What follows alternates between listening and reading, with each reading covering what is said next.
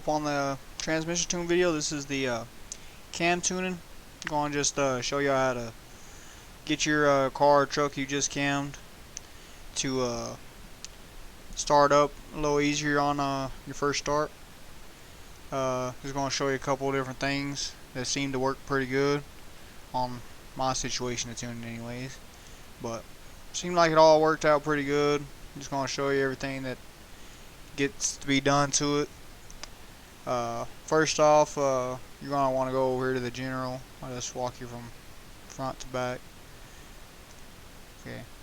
You're going to want to probably turn up your idle if you got a bigger cam, like Stage 3 or Truck Norris or such.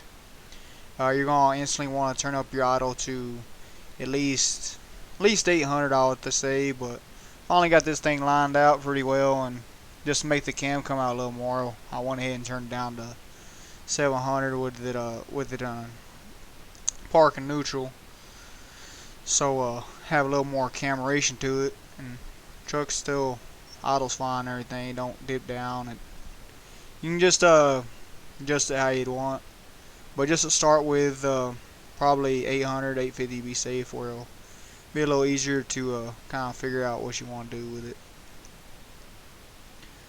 Then you're going to want to turn your base running idle airflow.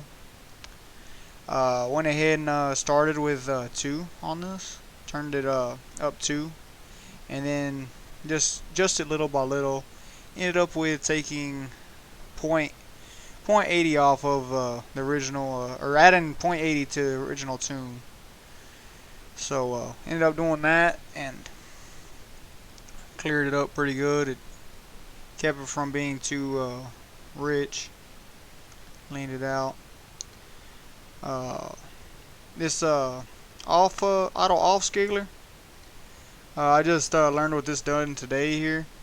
I did a little bit of tuning today on the truck, and this right here, if you're having any issues with just when you first start the truck and it sits there and the idle dips down, you can just change this to a 0.5 and make this is usually a 3 if I'm not mistaken. Let me look at it. It's either 3 or 2.5. Oh man, I screwed up. Come on, man. Yeah.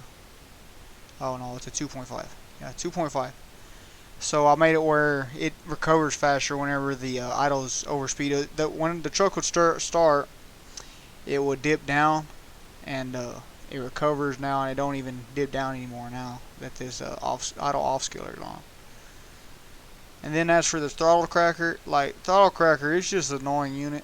Like, there's no reason to have throttle cracker. I just zero out the whole throttle cracker deal because it just makes it as if the car or truck, whatever you got, is like, What the hell is even that?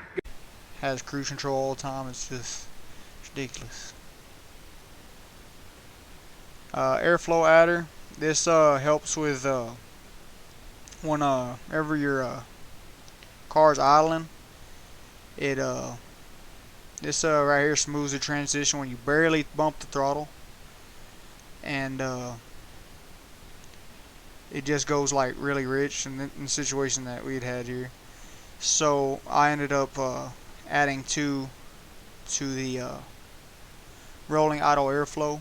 Right at the first one, it's going 0 mile an hour to 2 mile an hour, and then 4 up with a 1, and it seemed like it smoothed it right out. And now it seems to not dip down anymore when you just barely crack the throttle. That's all it would ever do. Just sit there and just dip way down and get real rich, and then it finally clear back up. But that cleared that situation up. Okay, that's about it for that.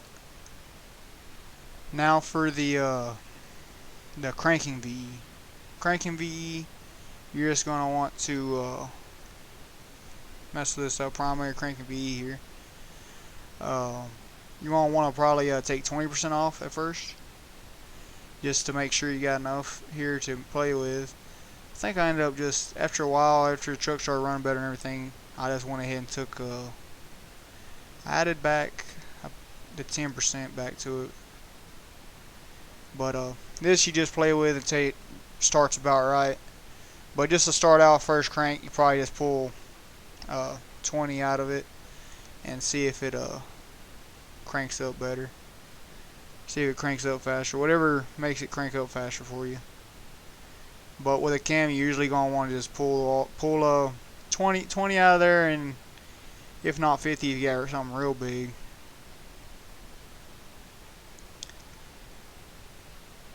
And then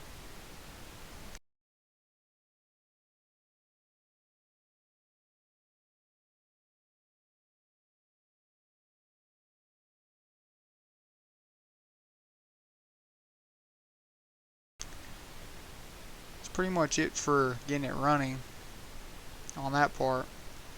And then for the spark, I was gonna go on this part. This is your rev limiter and stuff. Like if you don't want it, like let's say you just drop a loaf of bread or a brick on your gas pedal and don't want to go to the moon. You want the moon? Just say the word and I'll throw a lasso around it and pull it down. Hey, that's a pretty good idea. I'll give you the moon, Mary. I'll take it. I think I went over this already on the transmission one, but this here, and you can set whatever you want your rev limiter set at, and if you change your transmission shifts and it's hitting the rev limiter, you're gonna go in here and change it to whatever your shift points were. Okay, your spark, you're going to go with I was just gonna go ahead and put the high octane in all of them.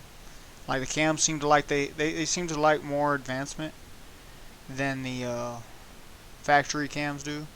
So I'll just start by adding the high octane table to the low octane table, and then add it to the idle spark advance, and then the idle spark advance in park. And then as for your adaptive spark idle control deal, if you want your cam to be a little more aggressive, you can adjust these things here. It's not really needed to start the truck or anything, or you just you can make this stuff more aggressive by making it more negative. I've seen people where they just multiply each one, and it makes it where it gives a little more of a choppy idle. Let's get to chopping.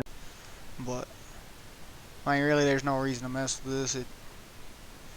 All it does is makes you have a fake cam, and doesn't really give you a real cam noise. It just takes away from that. But that's covers everything on that. That's basically all you really need to do to first get your truck up and running, and just adjust it as you go. Whenever you get the thing started and start tuning it and everything, I'm just going to point out, like, nobody really ever said anything about it. Any people I'd ever seen how they tune stuff. But whenever you first start tuning, don't start with the math first. Start with the VE, because the VE you can just type in the numbers first and get it all lined out. It's a lot easier to tune the VE, and it's a lot more understandable. Makes a whole lot more sense. Just tune the VE first, and then go to the math after you tune the VE. I'll add this too. For the if you just change injectors, if you don't know what the Come on, man. I'll add this also. If you change injectors and don't have the injector data for them, and you know what the pound rating is for them, you go ahead and put the so you have a number like these, and then you're just going to, let's say you have some 50-pound injectors, you're going to sit here and multiply this right here by whatever, just multiply it by point something or 1.020 or whatever you got to do, but you just multiply it. That's where you get multiplied by percent until it reaches whatever your injector scaling is at 0.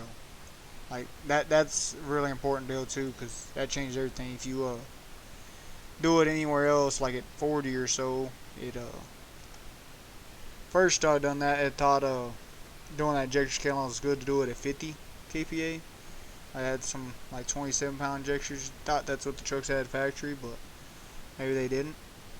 But kind of ran funny whenever you did it that way. So we got some 50-pound injectors in the truck. So we ended up doing it this way, and it cleared everything up, and it ran perfect after doing that. Retuned it, and it was good after that. So it's one thing you need to do if you would change the injectors. Alright, that'll be it for this video, guys, and catch you on the next one.